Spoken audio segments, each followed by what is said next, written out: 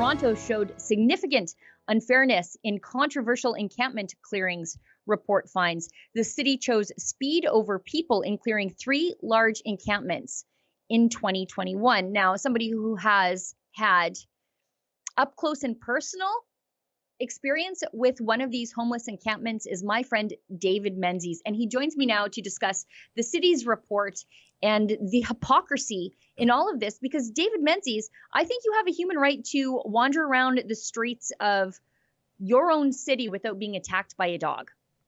100%, Sheila. And more than that, I mean, everyone has the right to visit a public park. What you don't have the right to do is camp overnight for weeks, months, years even, as some parks were overtaken by homeless people. You don't have the right to do illegal drugs.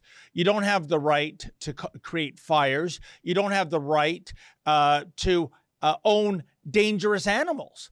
And as you well know, Sheila, going back to 2021, when Lincoln Jay and I visited Trinity Bellwoods Park, and that's one of the park encampment smackdowns that the Toronto ombudsman Kwame Addo is so upset by. It was an absolute no-go zone. It was a danger zone, Sheila. We were just standing there doing an opening to our report. We had no intention of talking to any homeless people. And there was somebody there, a drug addict, who had an already known dangerous dog, and he sicked it on me. And, as much as I don't want to say, thank God it happened to you, but the dangerous dog could have bitten a child who was there with the child's mother, just trying to, use the public park, which these are public spaces. They're supposed to be there for everybody to use. And when you think about just how ridiculous, for example, David Menzies, your kids are a little bit older, but if you've ever been to a playground in a public park, they've changed a lot since we were kids because of liability reasons and lawsuit reasons. Yeah. Because if you get hurt on, a publicly installed playground or in a public park, the city's at risk of liability. But for you, you're chewed by a dog in a city park, and we're now worried about the guy with the dangerous dog and his human rights. Oh, 100%. I mean, while we were down there, Lincoln and I bumped into a mother who said she didn't bring her toddler to the Trinity Bellwoods playground, Sheila, because you could find used syringes there. I mean, why doesn't the Toronto ombudsman think that is shocking and should be addressed?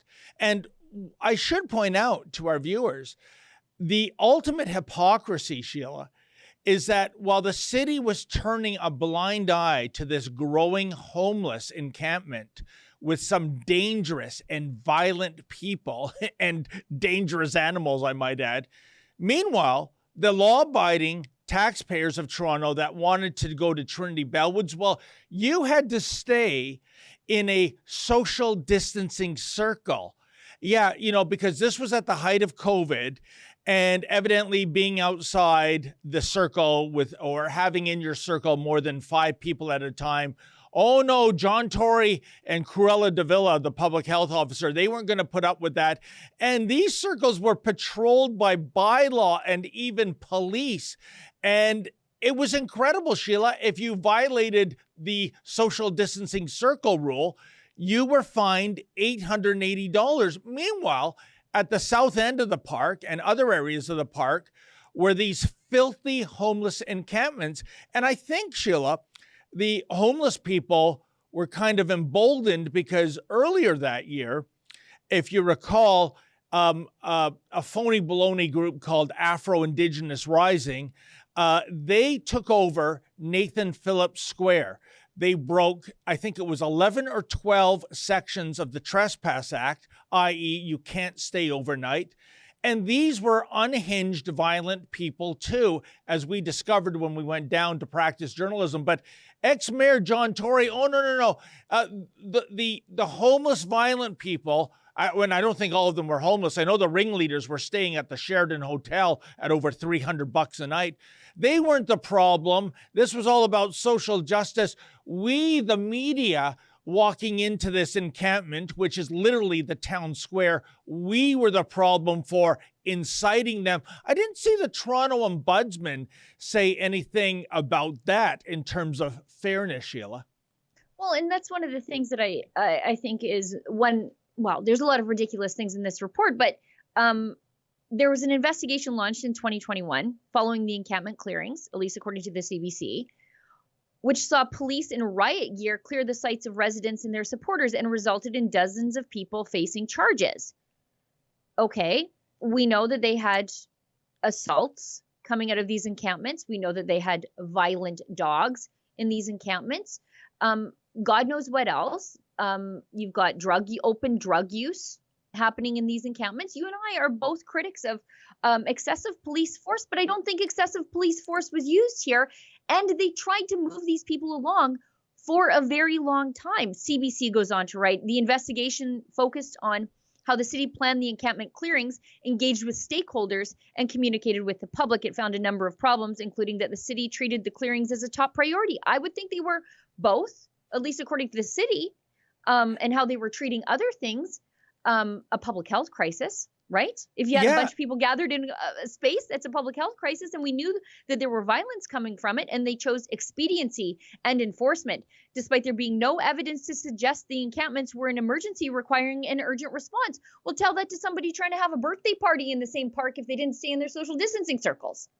But Sheila, that is the biggest lie of all. What you just read from that CBC report, which I believe they use the language, instead of homeless people, they say people experiencing homelessness. I mean, what's the difference? I guess, right. Or maybe am I a white person or am I a person experiencing whiteness? I don't know, Sheila. The language keeps changing. I know. But what you just read, the fact that there no evidence to suggest the encampments were an emergency requiring an urgent response.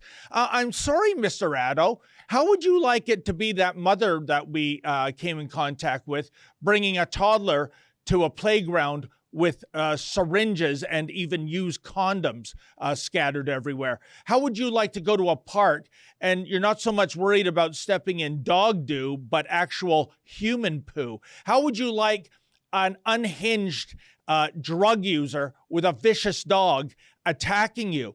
These are violent people that were in there. Not all of them, I grant you that, but enough to pose a threat to society. And like I said, the normal people are mandated by law to sit in a little circle or face an $880 fine. Give me a break, Sheila Gunn Reid. That was an excerpt from the Ezra Levant Show. I'm Ezra Levant. Every weekday, I do a monologue about the topic of the day.